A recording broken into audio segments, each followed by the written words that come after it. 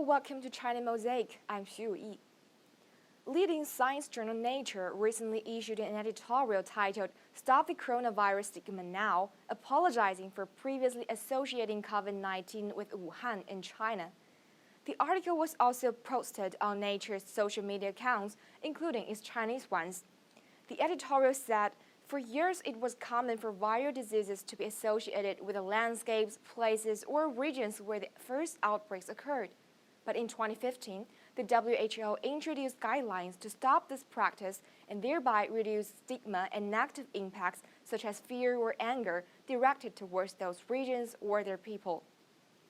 Nature is not the only journal that has appealed for people to stop stigma related to COVID-19. In February, medical journal The Lancet published an article jointly written by 16 scholars in global health law.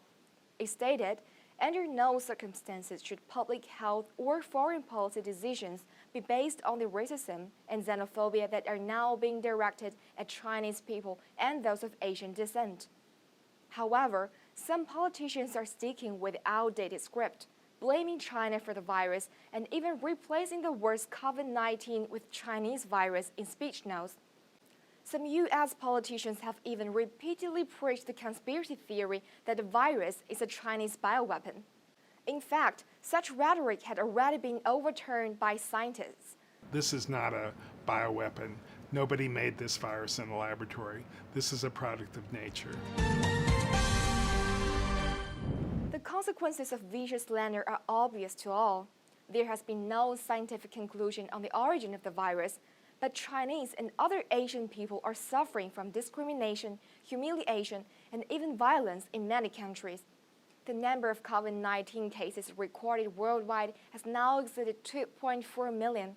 Discrimination and hatred incited by stigma contribute nothing to containing the virus.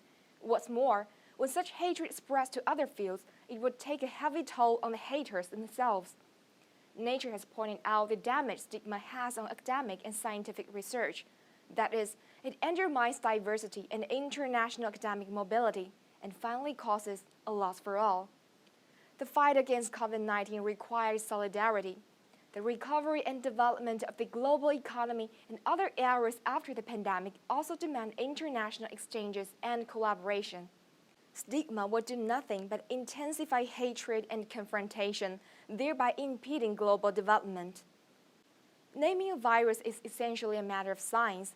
The politicization of science will only increase tension and leave the situation worse off.